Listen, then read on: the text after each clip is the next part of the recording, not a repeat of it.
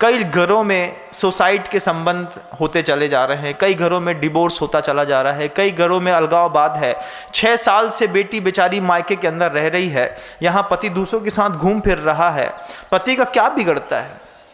पुरुष का बिगड़ता ही क्या है? बिगड़ता तो उस पूरी स्त्री का है जिसको समाज में, हर घर में, हर आंखों के ऊपर जवाब देना पड़ता है। भैया अभी तक नहीं गई तुम्हारी मोड़ी, क्या बताएं भाई, बे सुनते ही नहीं आ।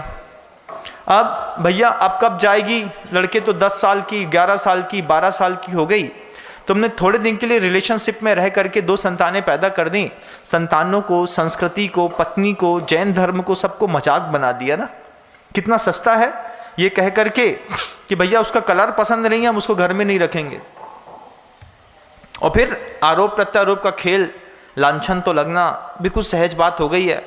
लड़की बदचलन है, दूसरे लड़कों से बात करती है, चैटिंग करती है, रात में मोबाइल चलाती है। ये छोटी छोटी सी ऐसी झूठी बातें हैं जिससे डोमेस्टिक वायलेंस पूरे आसमान पर, जैन समाज में, हिंदू समाज में, किसी और समाज में रोज धीरे धीरे घर करता चला जा रहा है। रोज धीरे धीरे इन रिलेशनशिप्स के चक्कर में कितने परिवारों के अंदर फूट है। जब मेरे पास आकर के लोग कहते हैं गुरुदेव कुछ बताइए, कुछ कहिए, कुछ बोलिए, मैं सोचता हूं कि कैसे संबोधित करूं उन जैन समाज के लोगों को। उनका तो समाज से हुक्का पानी बंद कर देना चाहिए। वो जाकर के सीधे कोर्ट में खड़े हो जाते हैं। अरे किसी अच्छे साधु के पास जाकर के निर्णय ले लिया होता तो भी जीवन थोड़ा सहज और सरल हो जाता।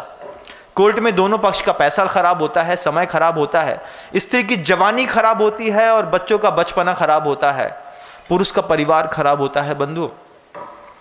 और इन सब चीज़ों के पीछे का एकमात्र छोटा सा कारण है हमारी शब्दावलियाँ। आवलियाँ तो हैं लेकिन शब्द इतने तीखे बोले जाते हैं घर के अंदर। जे आ गई महारानी, अब ऐसे शब्द तो बोल दिए, लेकिन उन शब्दों का सहारा लेकर के किसी ने आपके साथ कोई बंध बांध लिया हो। देखिए उस कथानकों में, पौराणिक कथाओं में खोने की नहीं, खोजने की जरूरत होती है बंधु। हम कहानियाँ सुनते सुनते खो जाते हैं, जबकि कहानियाँ सुनते सुनते हमको खोजना चाहिए। जब उस अबला स्त्री की छाती पर लात मारी उस पुरुष ने, तब वो स्त्री उस समय कुछ कह नहीं पाई।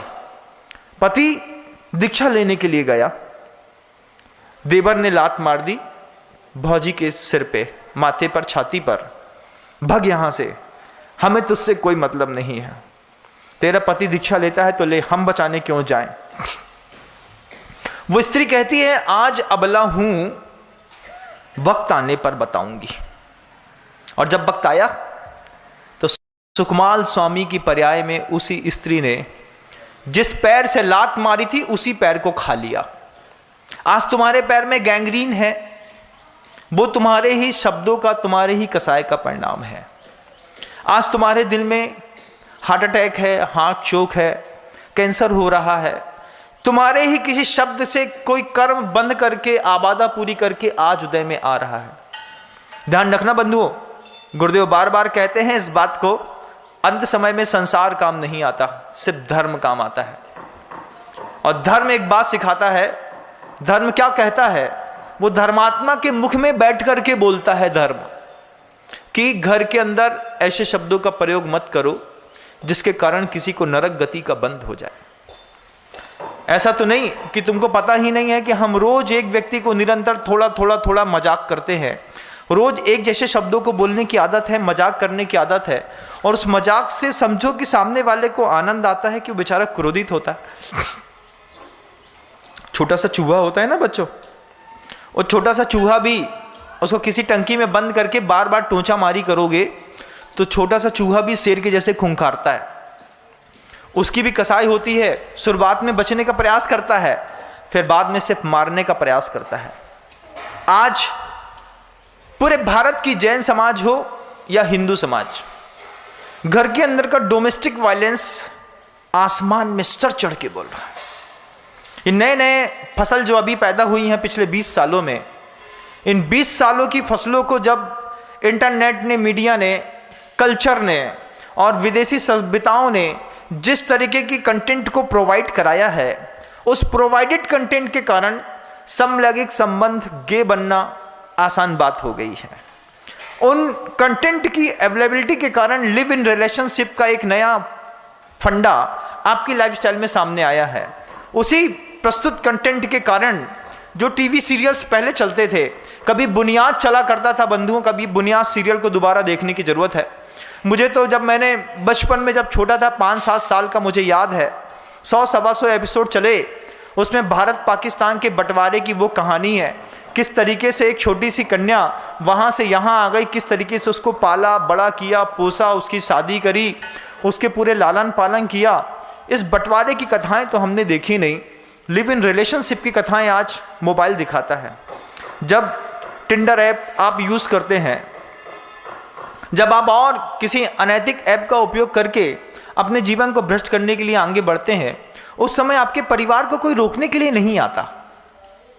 लेकिन आप सोचिएगा, इस तरीके से कितने सभ्य परिवारों के अंदर आग लगती है।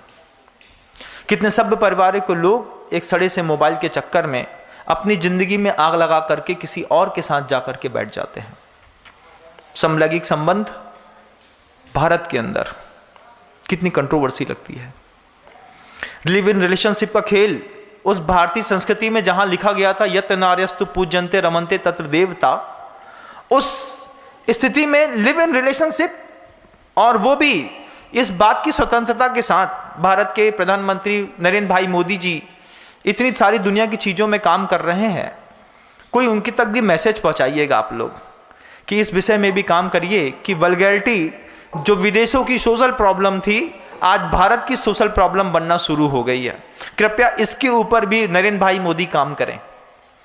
नरेंद्र भाई मोदी देश को ऊपर उठाने के लिए काम कर रहे हैं, लेकिन मीडिया कंटेंट क्या परोसता है, दूरसंचार विभाग, प्रसारण मंत्रालय के वे लोग क्या सोते रहते हैं जब हमारे यहाँ बाहर की चीज़ों का अश्लील कंटेंट प्रोवाइड कराया जाता है और नई की नई पूरी की पूरी फसलों को बर्बाद करने के लिए जैसे जहर, पेस्टिसाइड डाल दिया गया है।